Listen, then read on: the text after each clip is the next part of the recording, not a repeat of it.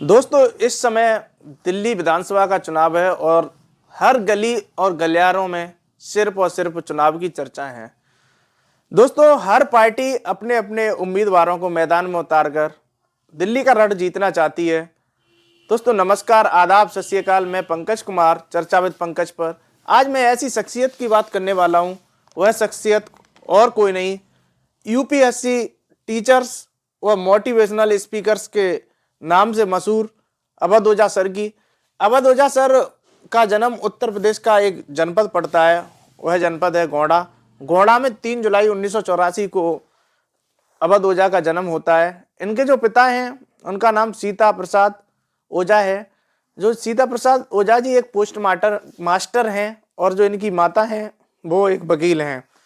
दोस्तों, ये जो अवध ओझा हैं, 2024 का जब लोकसभा का चुनाव था तो अवध ओझा सर किसी न किसी पार्टी से लोकसभा का चुनाव लड़ने के लिए सबसे पहले भारतीय जनता पार्टी से टिकट मांगते हैं इलाहाबाद से, मगर इलाहाबाद से वहाँ पार्टी उन्हें टिकट नहीं देती है। घोड़ा से भी कोशिश करते हैं टिकट लेने की, भारतीय जनता पार्टी कहीं ना कहीं उन्हें दरकिनार कर देती है और पार्टी टिकट देने के योग्य नहीं समझती है, या पार्टी का अपना जो फैसला रहता है। वहीं ये कांग्रेस से इलाहाबाद से टिकट मांगते हैं मगर कांग्रेस भी इन्हें टिकट नहीं देती है।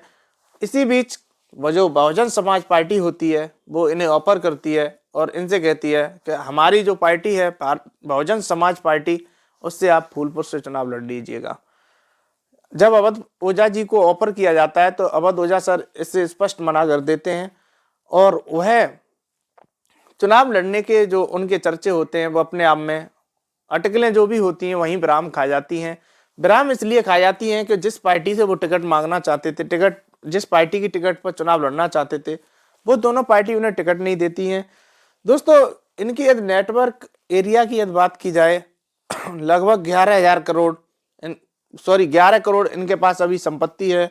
और उस संपत्ति का यदि जरिया यदि बताएं तो यूपीएससी कोचिंग्स और यूट्यूब चैनल के माध्यम से, सोशल मीडिया के माध्यम से ये अपने आप में रील्स और मोटिवेशन, स्टूडेंट के लिए इनका जो मोटिवेशन देना अपने आप में एक अलग तरीका से मोटिवेशन देते हैं।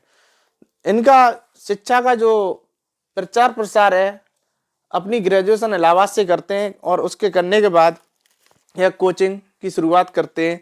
दिल्ली की कई कोचिंग संस्थानों में पढ़ाते हैं। उसके बाद में अपनी 2019 में इकरा आईएएस नाम से कोचिंग की स्थापना कर लेते हैं। यह जो कोचिंग संस्थान है इसका पूरे महाराष्ट्र में कार्यालय का जो ऑफिस का उद्घाटन करते हैं और वहां से कोचिंग संस्थान का आगाज का बिगुल बजा देते हैं। एक टीचर पहले उस क्षेत्र में अपने शिक्षा के माध्यम से बच्चों का भविष्य, अब राजनीति में अपना दांव पे चजवा रहे हैं। इन्हें मनीष सिसोदिया जो दिल्ली के उप मुख्यमंत्री रहे हैं, उन्होंने अपनी सीट छोड़कर, जो उनकी सीट है पटड़गंज, जो उनकी सीट है उस सीट को छोड़कर वो अन्य सीट से वो अवध ओझा सर के लिए उन्होंने अपनी सीट छोड़ दी है।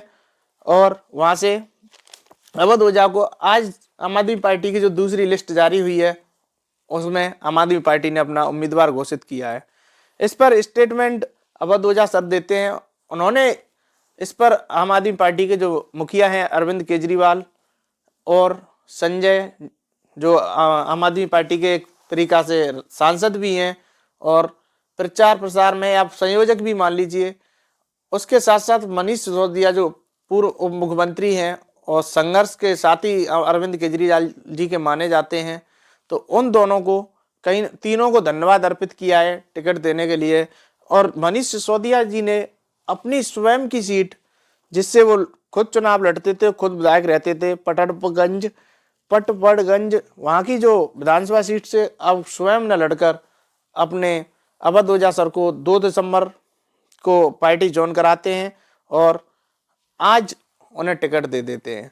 दोस्तों, जो शिक्षा का कहीं ना कहीं शिक्षा वर्सेस राजनीति, अवध ओझा जी की तरफ से कहीं ना कहीं जो शिक्षा का प्रचार प्रसार है वो अपने आप में दिल्ली में उनकी राजनीति करने का जो उद्देश्य है, उनका जो स्टेटमेंट है वो सिर्फ मैंने सिर्फ आम आदमी पार्टी ज्वाइन करने का जो मेरा उद्देश्य है वो सिर्फ यही है कि मैं शिक्षा से जुड़ा हुआ हूँ और मैं शिक्षा का प्रचार प्रसार करना चाहता हूँ। और जो आम आदमी पार्टी की प्राथमिकता है वो कहीं ना कहीं शिक्षा का बढ़ावा देना है, क्योंकि उन्होंने कुछ आंकड़े भी शेयर किए थे कि आम आदमी पार्टी की जब दिल्ली में सरकार नहीं थी तो सरकारी स्कूलों के बच्चे लगभग 17 बच्चे आईआईटी में सेलेक्ट हुए थे, और जब से आम आदमी पार्टी की सरकार आई है तब से कहीं ना कहीं सैकड़ों की मात्रा में बच्चे सिलेक्शन ले रहे हैं। दोस्तों, अवध ओझा का कहीं ना कहीं जाना अपने आप में आम आदमी पार्टी को चुनना उनका अपना स्वयं का निर्णय है, मगर ये तो अब दिल्ली की जनता तय करेगी कि अवध ओझा जो सर हैं उन्हें अपना विधायक बना के दिल्ली विधानसभा तक पहुंचाएगी। जो अपनी जनता का मत है वो जनता का कितना विश्वास जीतने में सक्षम रहेंगे, मगर उनके जो ऐसे जो डायलॉग हैं वो कहीं ना कहीं अपने अंदाज में बोलते हैं, अपने अंदाज के लिए जाने जाते हैं, क्योंकि वो का गद्दी पर एक ये उनका फेमस डायलॉग चल रहा है, गद्दी पर चाहे मुन्ना रहे या मैं रहूं, जो भी एक इनके ऐसे डायलॉग्स हैं जो अपने आप में फेमस रहते हैं, मशहूर, अपने इसके लिए नहीं मोटिवेशन के लिए वो अपने आप में इतने मशहूर टीचर बन चुके हैं। जो यूपीएससी की स्वयं तैयारी करने गए हों उसके बाद में उनका ना सिलेक्शन होना, यूपीएससी की सिलेक्शन न होने के बावजूद उन्होंने ठान लिया कि मैं यूपीएससी की तैयारी कराकर बच्चों को मैं स्वयं न बनकर अब बच्चों को आईएएस बनाने का संकल्प दूंगा। आज वो अपने आप में एक नेता बन चुके हैं। नेता इसलिए बन चुके हैं कि पार्टी ज्वाइन कर लेते हैं, पार्टी से टिकट भी मिल जाता है और टिकट मिलने पर वो अपने आप में काफ़ी प्रसन्न भी दिखाई देते हैं।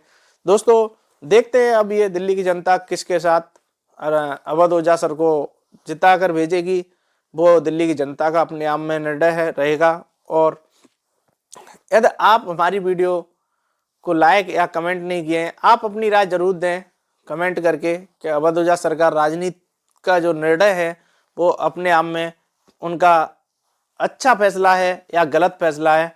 ये जो भी दर्शक हैं अपनी कमेंट में राय जरूर दें। धन्यवाद। इस वीडियो बनाने का उद्देश्य सिर्फ किसी को ठेस पहुंचाना नहीं है। जय हिंद, जय भारत।